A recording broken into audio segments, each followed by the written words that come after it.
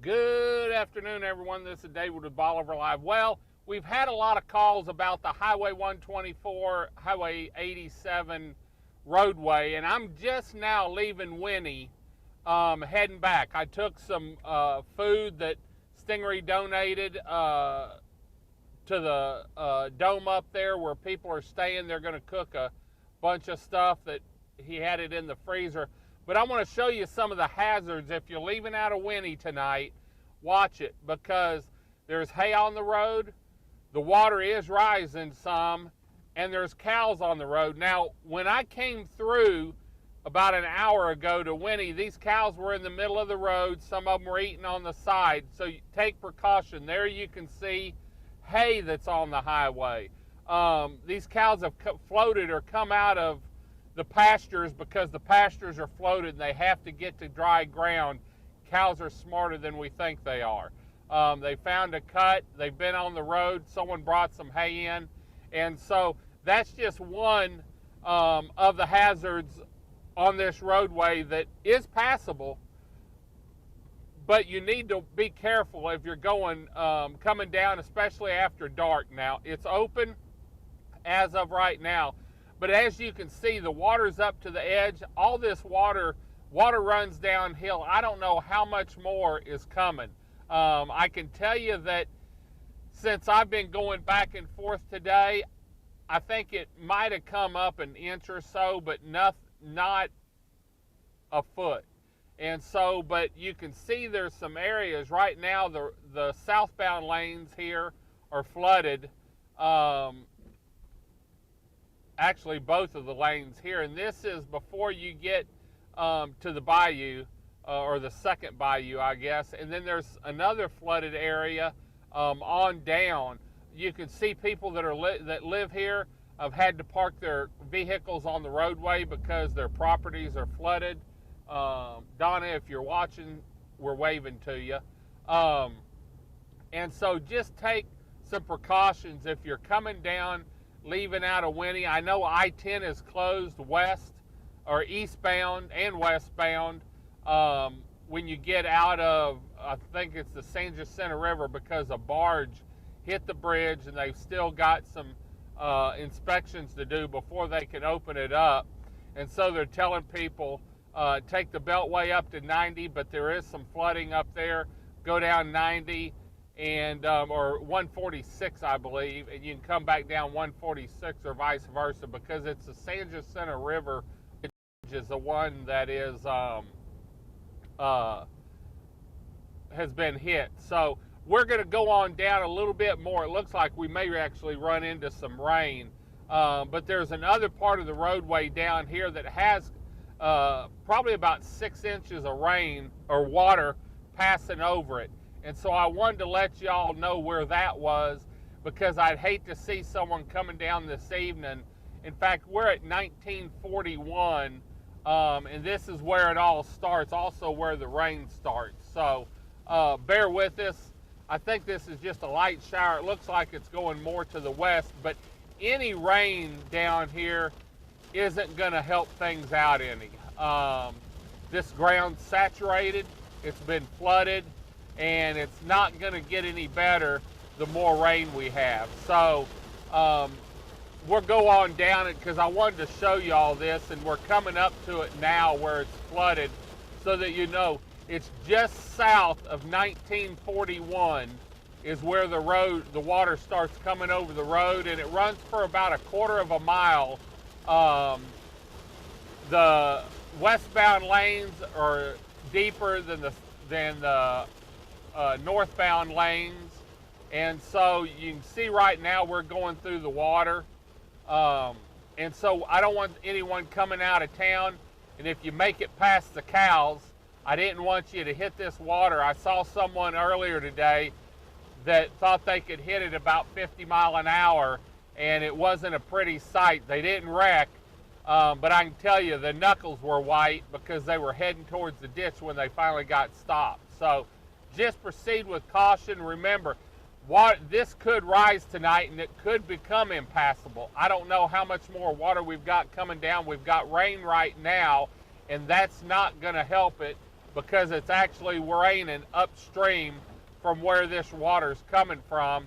And so all that's going to drain down. Plus, I know a lot of the bayous and tributaries are still on the rise.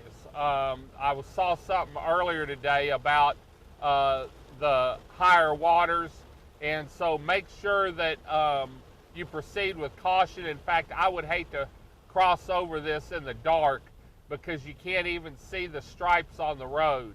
Luckily, I know the road and know where I'm going, but you can see now it's probably a good 6 inches deep going through the water here. Vehicle, cars and trucks are passing as of right now, but like I said, this rain that we're in, it's actually raining harder back to our west, or the right side of the truck, and so this is going to push more water down here the more rain they got. So just proceed with caution, watch it. Low running vehicles, it probably isn't a good idea to go through it. And also, with rain still in the area, this could actually become impassable at some point. If we hear of anything, we'll let y'all know. From there on out, as of right now, the roads have been clear and good. At several locations, you can see the ditches are up to the edge of the road or on the median there, but it's not on the road. And so, but that can all change with time and the amount of rain that we're still getting a little bit. Now, Bolivar hadn't really had any rain today that I know of. Like I said, I was back and forth. I took some blankets and pillows up, and then when I came back, we filled the generator up and ended up going up, loading up food to take up to the East Chambers High School, the dome there. That's where people that have had to evacuate and leave their home or got stuck on I-10 or some of the roads around are going, and that gives them a place to stay. And they're cooking up actually going to be some pretty good food this evening if it's going to be gumbo. So if you're up there and you need help, I know people are there to help you. They can answer questions. They're also moving some people around because school is supposed to start Monday, from what I understand, in East Chambers, or at least right now, that's what they're saying. And so they're actually working on getting people moved to other shelters depending on what their needs are and where they're heading or going or live. So anyway, you can see right now we're at 1985, and you can see it looks like 1985 is open, but I don't know what it's like up towards when you get up into Anahuac or any of the other areas, but you can see the ditch here are full. We still don't have power on Bolivar Peninsula. Last report, they said at 8 p.m. tomorrow evening. I can tell you on the water situation, I got a call from someone at the water department earlier today, and they were working on putting in a bypass or tying into another line from another water district, which would give us about 600 gallons a minute and would help out a lot, but that doesn't mean the water rationing would be lifted, just because it's going to take a while to get everything caught up, and there are some other storms around and situations. So anyway, I'll let you know as I know more about that. I haven't got a call on that. There is not a boil water notice. When they called me before lunch, I had heard there was a boiled water notice. There is not a boil water notice as of about 11 o'clock today. So I wanted to clarify that. I apologize for getting you some misinformation. Drop-off location for goods to go to East Chambers Dome or some of the other areas in Southeast Texas is at the old Alice's restaurant, which is just east of the big store, big gray with turquoise trim building. Jeannie and them are in there accepting anything you have, perishable food, non-perishable foods, clothing, blankets. I know East Chambers is in bad need of blankets and pillows. And so if you have any of those laying around, take them up there, and I'll probably be making another trip tomorrow to try and get more items to them. And we may take them to some other locations also. cleaning supplies. All these homes are going to have to be cleaned, so everyone can always use Clorox and cleaning supplies. I know toiletries. I saw one of the sheriffs up there, and he said any kind of toiletries would be great to help with people, because a lot of these people came in with just a backpack on their back or a duffel bag of what they grabbed when they were evacuated. So anyway, road's looking good here. Just wanted to let y'all know, we're still checking things out.